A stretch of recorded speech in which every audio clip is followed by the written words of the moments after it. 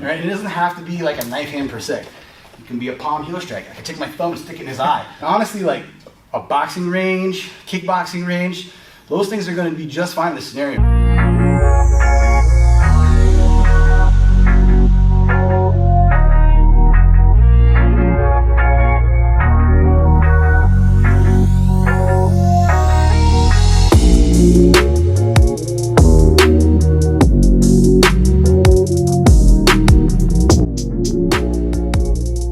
Welcome back to the channel, everybody. I know it's been a little while since I've been able to post. There's been a lot going on in my personal life.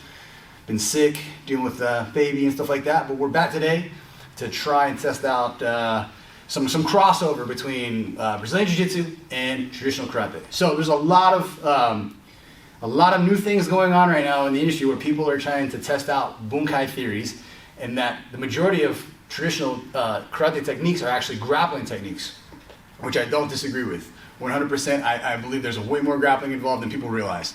My challenge with a lot of it's like theoretical at this point, but you know, we just got done training ourselves and we grappled each other for an hour. So let's take a minute to talk about what some of the things that we see and how you can maybe apply this. So one of the things that we're seeing a lot of is that like the shuto-oke is an arm drag. Now, I don't disagree that it could be an arm drag, but that depends on how the person would attack me. Like if he grabs at my shirt and I do this, it's not hard to say I can arm drag. Honestly, an arm drag would be a lot simpler.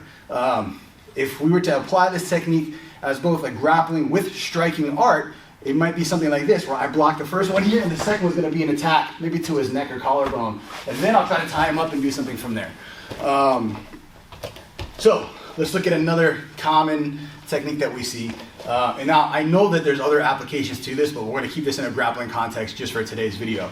All right, the Mawashi Uke, where we're turning our arms and we're blocking. So let's say, for example, if we set up an arm drag where my partner is like either grabbing me, even trying to throw a punch where I can defend first, and then try to get control where I get behind. Advantageous position for me. That is an awesome move to get behind somebody. Now, how can we counter that? So me and my partner goes for this arm drag here. I do nothing, I give up my back. But an advantage I can create here is I stick my hands in the middle, right, and I can start to turn out. Now I have control where I can slip away and break that contact, right? Anytime I can do something to get behind a person, right? Even if he's just like grabbing with like two hands on my lapel trying to control here, if I break one hand, well, he still has another hand controlling me, right? So go back, right? We can actually use that to help break two grips at once. And we can apply this to jiu-jitsu as well. The same on my back. We're here, maybe like a Nisho situation, right? Where he's trying to pin my arm to my chest and he's controlling me. Well, I can't really do a whole lot because I only have one free hand and it's the furthest hand away. But if I slip that hand inside, all right, I can use that same movement to break that grip and start coming up and chasing his back to get advantage there, all right? So we'll leave it at those couple of things. It's just something to think about, something to ponder over. And the last thing we'll touch on today is the application of submissions. All right, we're going to go an in-depth video on this at some other time. But I'm seeing a lot of techniques that if you've done enough grappling, you've done enough jiu-jitsu, you understand there are certain principles in order of operations that we have to follow in order to make a submission successful. And one could argue, if you just do it hard enough or fast enough, it's still going to work. Maybe, all right? But let's see, Rob's a purple belt, which means he's an experienced grappler. He's been training a long time. A very common thing that you see is the guys will pull their arm through and they're trying to lock the arm here. Well, all he has to do is just slip his hand free, because I'm not controlling his shoulder line, all right? So something to think about. We'll actually go into details on how to make something like this actually work. But if I were to say get an arm drag where I'm still controlling, if I get his hand behind his back and I get control here, this is much different. There's a reason why police use this. There's a reason why bouncers use this. Once you get the hand behind the back, the person is very weak. They have a lot less power, all right? I would never want to turn my back, even if he doesn't want to escape this. He can start punching me. Yeah. Some people would say, oh, you're not doing it right. Well, honestly, this is a bad situation, giving my back up in any type of situation. Whether he's trained or untrained, I don't want to take my eyes off of the attacker at any given time. So, just a quick recap, shuto-oke.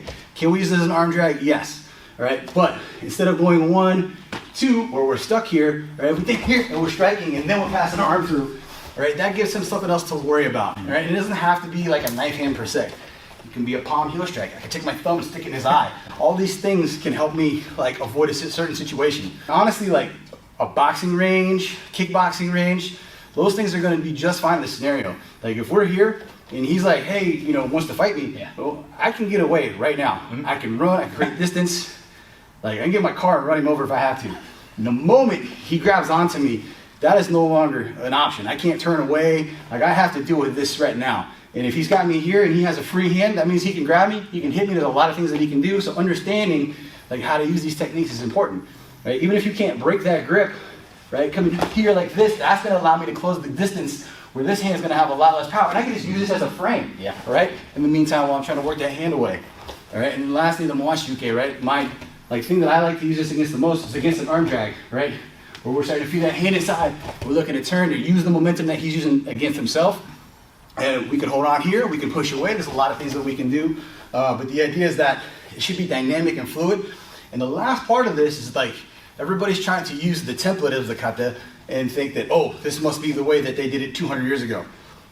What you have to learn how to do is adapt it to yourself and your attributes. That's the biggest thing. If you look at styles of martial arts, like you could trace it back to like the founders, they all have different attributes and their instructors focused on those attributes in order to like, hey, you're gonna be better in this area or you're better in this area. So you have what we'll call sister styles that come up and branch away from each other because two different instructors had two very different body types, maybe skill sets. Maybe one was taller, more flexible, stronger, like, you know, whatever the case may be, they were able to take that template and apply it to the way that they do things, all right? So that's why we see all these different variations and, you know, it might be the same like move, but you're learning a different way in a different sequence because the application was more designed for maybe a close range, a long range. Again, another video we can get into is understanding ranges and how to apply those. But I've talked enough for one day.